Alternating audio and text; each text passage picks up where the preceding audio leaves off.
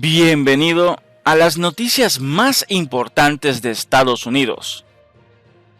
Brasil comienza a cambiar el rumbo del combate a esto que está afectando al mundo.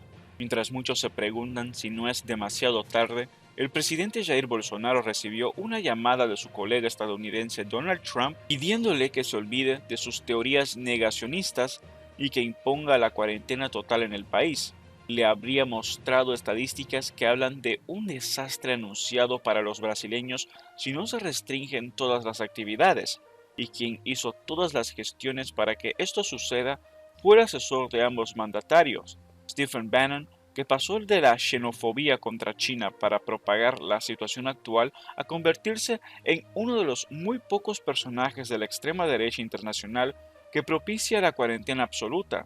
En esta lucha, Bannon y Trump tienen a unos aliados insospechados, los narcotraficantes que están imponiendo el toque de queda en las favelas de todo el país, para evitar el riesgo de que la situación actual llegue a los más desprotegidos. El 11 de marzo, cuando ya hacía semanas que el mundo estaba en alerta y luchando por contener la propagación de todo esto, Bolsonaro aseguró que el brote era algo de fantasía. Es un momento de crisis, reconoció, pero una pequeña crisis, exagerada por los medios de comunicación. Algunos medios de prensa lograron hacer caer los precios del petróleo y otros productos, y también nos imponen esta situación. Es un problema de mercado de valores, ocurre de vez en cuando, agregó. Los seguidores de la derecha populista se hicieron eco de los puntos de vista de Bolsonaro y comenzaron a difundir artículos y publicaciones en las redes sociales minimizando todo esto como una mera histeria, parte de una campaña organizada creada por los medios, las ONGs y los comunistas. Bernardo Custer, un blogger admirador del presidente brasileño y director del portal Brasil Sin Miedo, escribió que la situación era, en primer lugar, un gran experimento psicológico de manipulación a escala global, y se preguntó, ¿por qué no van a comenzar las pruebas para manipular el mercado internacional a través del miedo en un momento como este? Luego pasó a culpar de todo a China por propagar esta situación con el objetivo de quedarse con el control del comercio internacional. Bolsonaro venía de semanas en las que repetía que todo esto era una gripecita o incluso un resfrío, hasta que la realidad le pasó por encima y comenzó a reconocer el peligro, pero lo hizo con su retórica de serie de cowboy de los años 70. Pidió a los brasileños que lo enfrenten como hombres, no como niños. Todos moriremos algún día. El gobernador de São Paulo aconseja a los habitantes del estado más poblado y poderoso del país que no sigan las indicaciones del presidente. También lo insinuó el ministro de Salud hasta que fue amenazado por otros colegas del gabinete con hacerlo renunciar. Otros dos gobernadores aliados de los estados de Goiás y Santa Catarina se despegaron de los dichos del presidente y comentaron que su actitud era espantosa, muy peligrosa y aterradora. Bolsonaro replicó diciendo que muchos gobernadores son exterminadores de empleos. En un video colgado en YouTube se puede ver al presidente recorriendo un popular mercado de Brasilia, saludando a los vendedores, dando besos y abrazos en momentos de la distancia social. No se muere del virus, pero sí de hambre, y si no volvemos pronto a la normalidad, vamos a tener después un problema de desempleo que nos va a llevar años resolver. No podemos parar el país, comentó a un verdulero. Hasta que vino la llamada de Trump, son aliados ideológicos. En un principio el estadounidense también había negado la importancia de esta situación y algunos científicos lo acusan de haber retrasado las medidas y ayudado con su actitud a propagar todo esto. Pero después de ver estadísticas muy preocupantes, le dijo a Bolsonaro que Brasil tiene que parar. Él, Bolsonaro, es un gran tipo y está haciendo un trabajo maravilloso. Fue una llamada de cortesía. Tiene un problema con esta situación actual. Hablamos con él esta mañana. Brasil se está parando. Necesita parar. El mundo se está estancando. Algunos países lo están haciendo bien.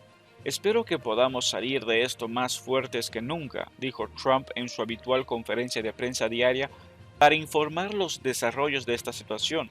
Según el canciller brasileño Ernesto Araújo, los presidentes hablaron de cooperación ante la crisis, pero no sobre medidas de distancia social o de la suspensión de todos los vuelos entre ambos países. Lo cierto es que Bolsonaro tuvo que cambiar de actitud.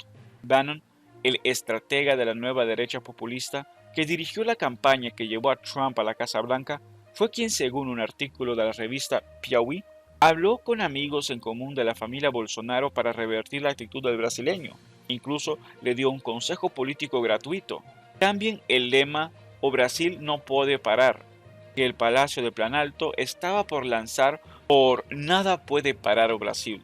Para todo esto, Eduardo Bolsonaro, influyente diputado e hijo del presidente, ya había retuiteado un mensaje que responsabilizaba al Partido Comunista Chino por esta situación actual y agregó: "Quien vio la serie Chernobyl va a entender lo que pasó.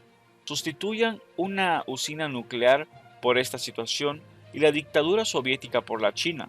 Una vez más, una dictadura prefirió esconder algo grave que la expondría a un desgaste pero que salvaría muchas vidas. La culpa es de China y la libertad sería la solución. La embajada china en Brasil calificó el mensaje de extremadamente irresponsable. También en Twitter, el embajador chino Yang Wangming respondió que lo que dijo Bolsonaro fue un insulto hacia China y su pueblo, y que esa actitud anti-China no condice con su condición de diputado federal, ni con su calidad de figura pública especial. En respuesta, el canciller Araújo le exigió al embajador que se retractara por su reacción desproporcionada e inaceptable. Al día siguiente, el hashtag virus chino se convirtió en trending topic en Twitter. Esto según la agencia pública de noticias, gracias al trabajo de robots e influencers vinculados con los Bolsonaro. De acuerdo con una investigación que llevó adelante ese medio, los llamados a tuitear fueron impulsados en WhatsApp por grupos de partidarios del presidente. Los mensajes incluyeron también imágenes y palabras xenófobas contra la población de China. Uno de los principales promotores fue el youtuber Bernardo Custer. También se difundieron junto a este hashtag otros mensajes en defensa de Jair Bolsonaro y su hijo. Respeta al presidente. Hashtag respeten a 57 millones de votantes. Y hashtag Eduardo Bolsonaro tiene razón. Una encuesta de Datafolla publicada la semana pasada muestra que el manejo de la crisis sanitaria que hizo el gobierno de Jair Bolsonaro tiene menos respaldo entre la población, 35%, que la gestión que hicieron los gobernadores, con un 54%, quienes según el presidente actuaron con cierta histeria. En tanto, los aliados impensables de Trump y Bannon para que se tome en serio la crisis son las organizaciones de narcotraficantes y de paramilitares que operan en las favelas, en la mayoría de los asentamientos en los que viven 12 millones de personas en todo el país. Se impuso el toque de queda a partir de las 8 de la noche y durante el día se restringió la circulación a todos los que no tienen necesidad de salir del barrio a trabajar. Camionetas y carros con altoparlantes recorren las callecitas con mensajes como "Atención todos los moradores de Río das Pedras, Musema y Tijuquinha. Toque de queda a partir de hoy a las 8 de la noche. Quien sea visto en la calle fuera de este horario va a aprender a respetar al prójimo". En Ciudad de Dios, una de las favelas más famosas de Río de Janeiro, los narcos hacen sonar una sirena muy potente para marcar el momento en que todos deben guardarse en sus precarias casas. Algo parecido sucede en Jacarepaguá, Guarachiva, Rocinha, Maré y el resto de los asentamientos de Río, donde viven cerca de 1.4 millones de personas que están en una situación muy vulnerable ante la situación actual y que constituyen el 22,03% de los 6.3 millones de habitantes de la ciudad.